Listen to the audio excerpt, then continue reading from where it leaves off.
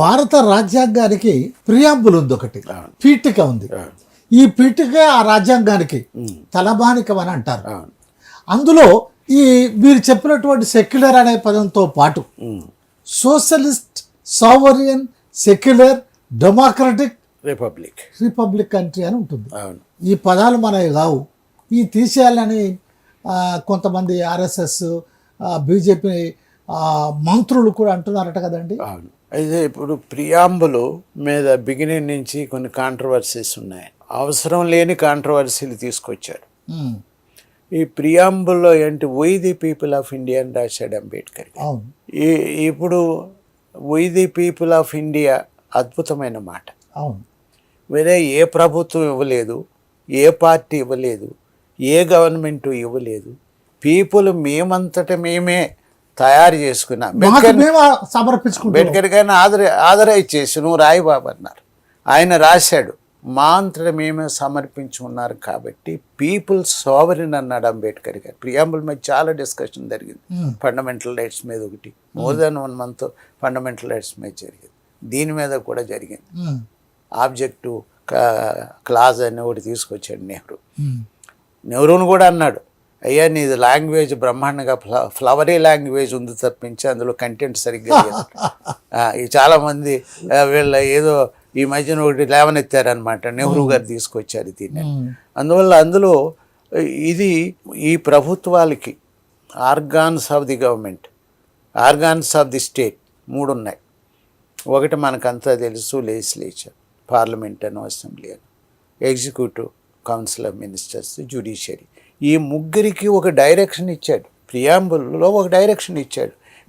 మీ లక్ష్యం ఏంటి, మీరేమి సాధించాలి, మీరేమి సాధించాలి? ఈక్వాలిటీ. అదేమో జనరల్ ప్రిన్సిపల్స్ చెప్పాడు. అవి ఈక్వాలిటీ సాధించాలి. ఏ equality? Social equality first priority, సామాజిక సమానత్వం, ఎకనామిక్ ఈక్వాలిటీ, ఆర్థిక సమానత్వం, పొలిటికల్ ఈక్వాలిటీ, రాజకీయ సమానత్వం. అద్భుతమైన మాటలు, చిన్న మాటలు, ఎంతో గంభీరమైన అర్థం, ఒక డైరెక్షన్ ఇచ్చాడు. అంటే ఎసెన్స్ ఆఫ్ ది కాన్స్టిట్యూషన్ ఇందులోనే ఉంది, మాటల్లో, ప్రియాంబుల్లోనే, ఈ పీఠికలోనే ఉంది. ఈ 3 రాశాడు. దానికి ముందు ఆయన ఇందిరాగాంధీ ఒకటి యాడ్ చేసింది, డెమోక్రటిక్, రిపబ్లిక్ అని రాశాడు అంబేద్కర్ గారు. డెమోక్రసీలోనే ఎంప్లాయ్ అవుతాయి అన్నీ కూడా.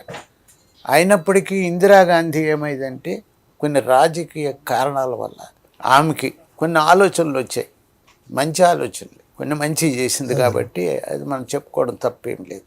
ఒక ఆలోచన ఏమంటే కాన్స్టిట్యూషన్లో సోషలిస్టిక్ అని పెట్టాలని ఆమెకు ఆలోచన వచ్చింది. సెక్యులర్ అనేది ముందు నుంచి ఉంది కానీ అది వేరే రూపంలో ఉంది కాబట్టి అది కూడా యాడ్ చేసింది ఆమె 42 అమెండ్మెంట్ ద్వారా 1976లో ఈ 2 మాటలు యాడ్ చేసింది.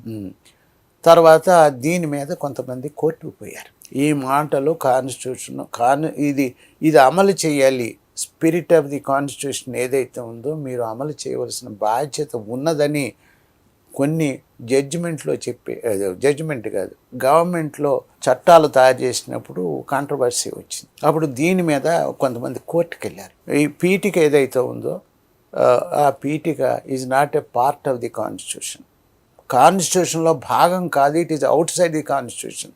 పీఠిక అంతే ఇంట్రడక్షన్, బుక్కు ఇంట్రడక్షన్ ఇచ్చినట్టు. కోర్టు కేశవానంద కేసులో చాలా స్పష్టంగా చెప్పింది, ఇట్స్ ఎ పార్టే కాదు, basic structure of the constitution. Basic structure of the constitution, దాన్ని టచ్ చేయడానికి వీల్లేదు. కాన్స్టిట్యూషన్ యొక్క హృదయం, ఆత్మ, మూల స్వభావం.